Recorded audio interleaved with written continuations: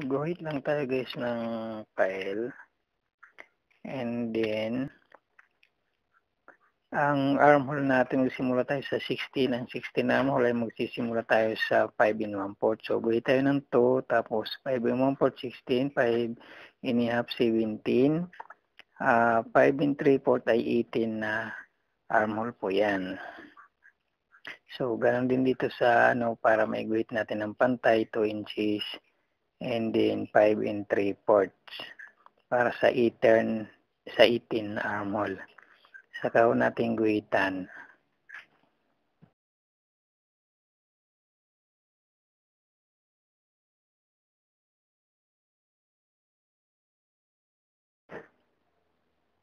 And then, ulitin ko ulit, 2 inches sa taas.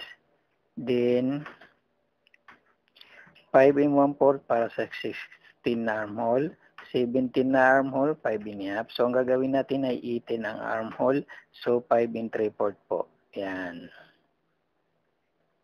And then, ang 18 na armhole sa kalahati ay 9. So, kukuha tayo ng 9.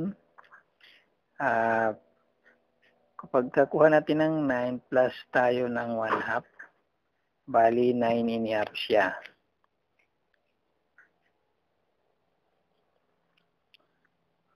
Yan.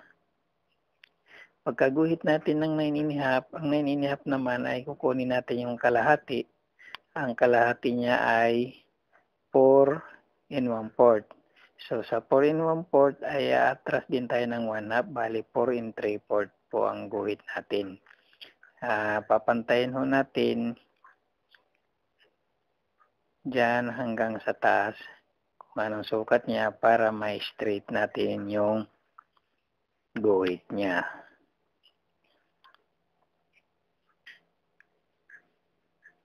Yan. So, mabagal lang natin gawin para mas maganda na susundan niyo ito. So, parehas yung distance niya.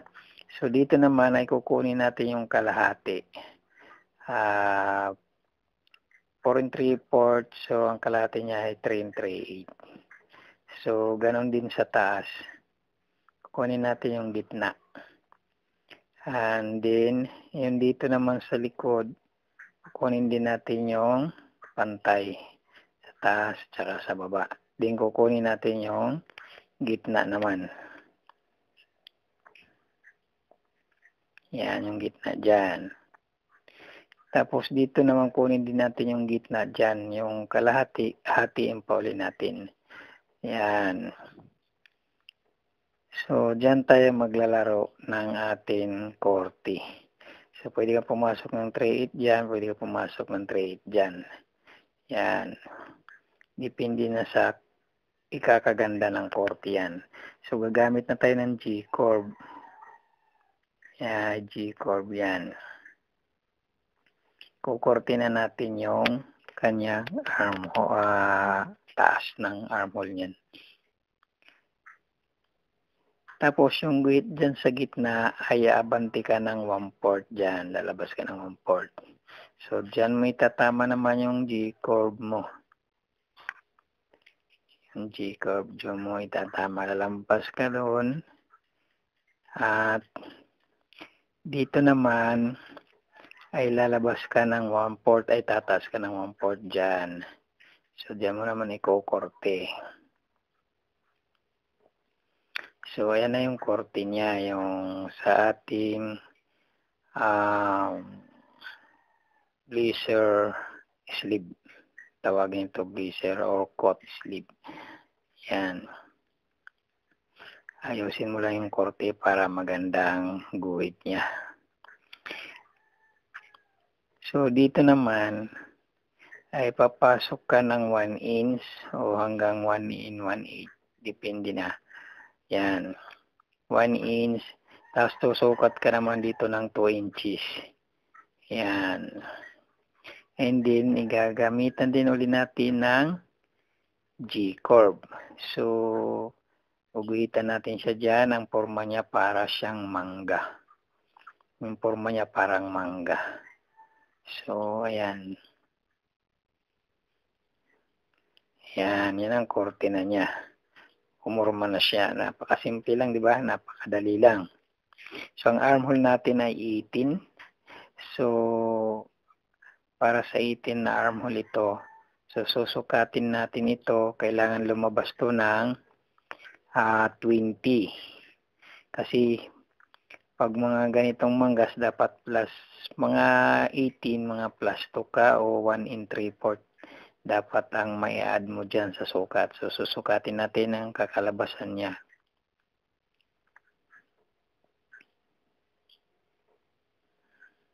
Yan. Kung hanggang saan siya, doon naman sa dulo. So, ayan ang magiging sukat niya.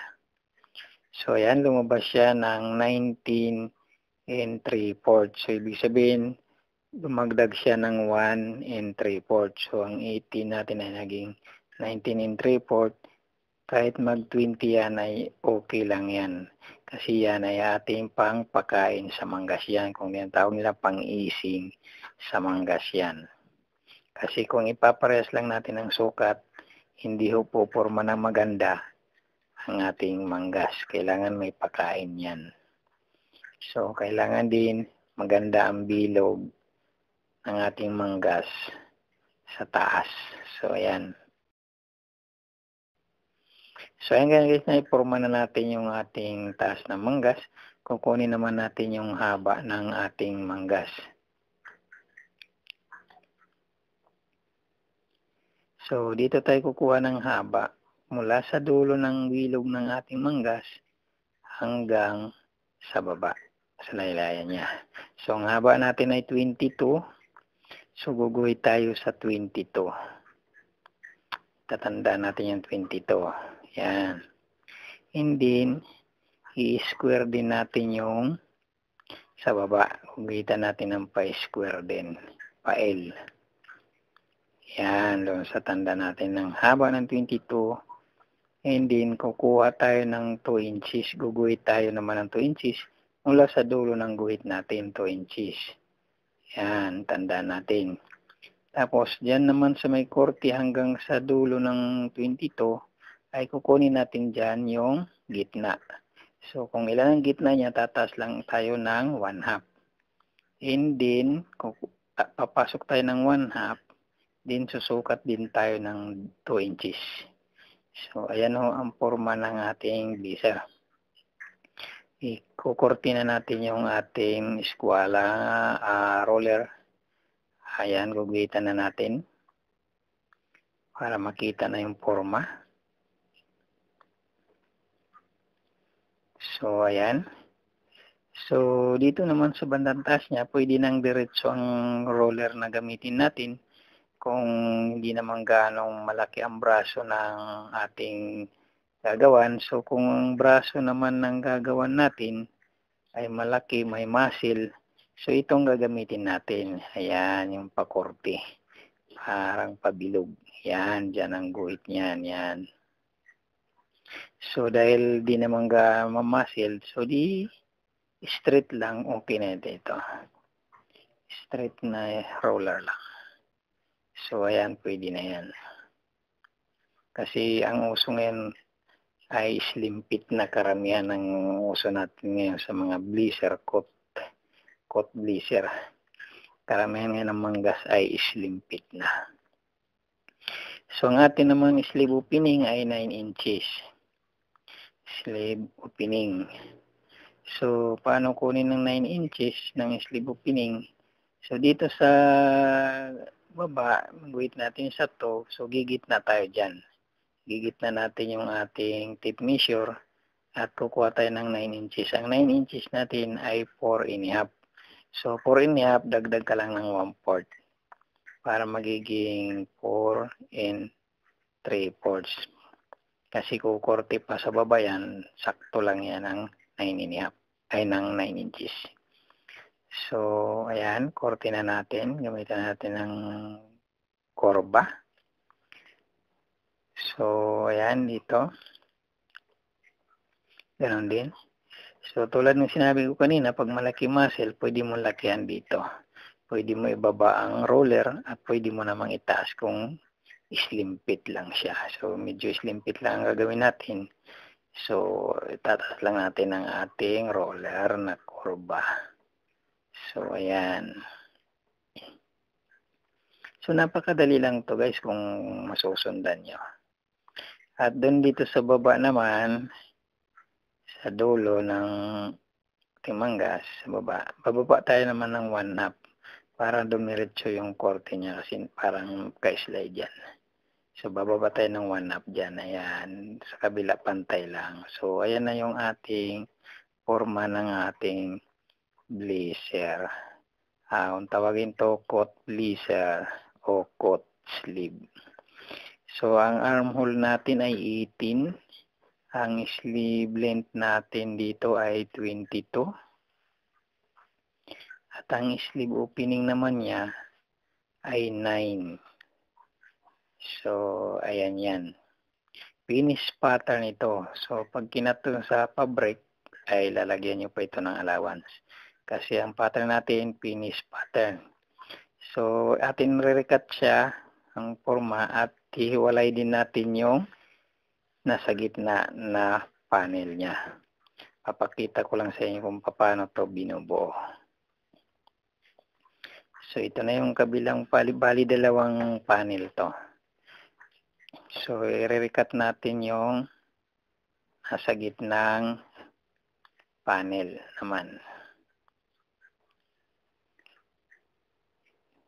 Ito naman ay kung kabisado mo na ito, kung magkakat ka sa tela, pwede mo na itong idirekta sa tela.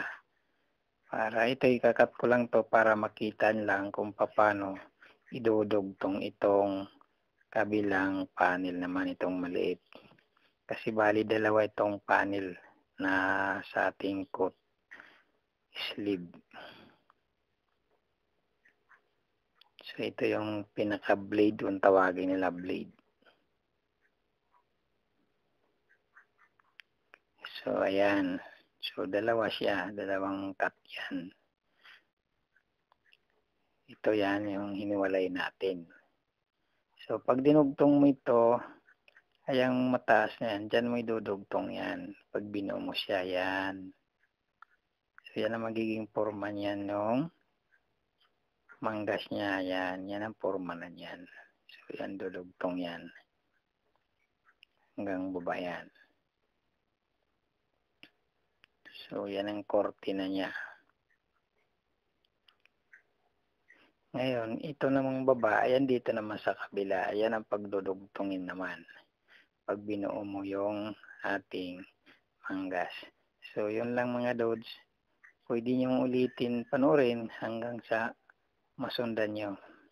Napakasimple lang ang mga tinuturo ko dito para mas mabilis na naintindihan. So, good luck.